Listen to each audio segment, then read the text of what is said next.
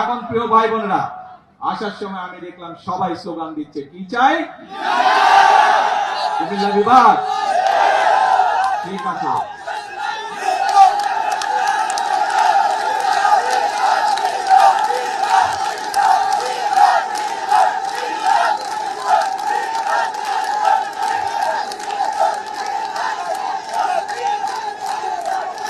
কথা শুনতে হবে তো, কথা না শুনলে কেমন করে হবে? কথা কি বলে শুনতে হবে তো মনোযোগ দিয়ে। এই দাবিটি যদি চিল্লালে লাভ হবে না ভাই, কান্না মাথায় কথা শুনতে হবে।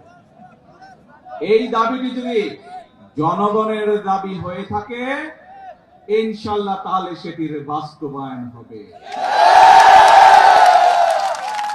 আর আপনারা দেখেছেন দেশ গঠন, সরকার গঠনের পরেই আমরা নির্বাচনের আগে বলেছিলাম সারা দেশে কৃষকদের যাদের কৃষি ঋণ 10,000 টাকা পর্যন্ত আছে, সুদ সহ সেই ঋণ আমরা মওকুফ করব যদি আমরা সরকার গঠন করতে পারি।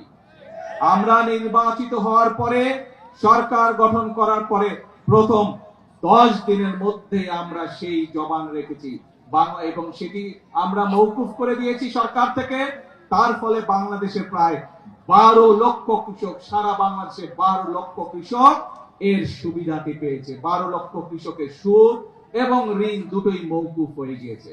প্রিয় ভাই বোনেরা, বাংলাদেশ একটি কৃষি প্রধান দেশ। সমগ্র কুমিল্লা জেলা সহ আশেপাশের জেলাগুলিতে প্রচুর শাকসবজি উৎপাদন হয় এবং অনেক ক্ষেত্রে অনেক শাকসবজি এই এলাকা থেকে বিদেশেও রপ্তানি হয়। আপনাদের একটি দাবি হচ্ছে কৃষি বিশ্ববিদ্যালয়। আমি আগামী কয়েকদিনের মধ্যে শিক্ষামন্ত্রীর সাথে কথা বলবো এবং সবকিছু বিবেচনা করে আমরা উদ্যোগ গ্রহণের চেষ্টা করব। যত দ্রুত সম্ভব এই বিষয়টি আমরা চেষ্টা করবো ইনশাআল্লাহ বাস্তবায়ন করার জন্য।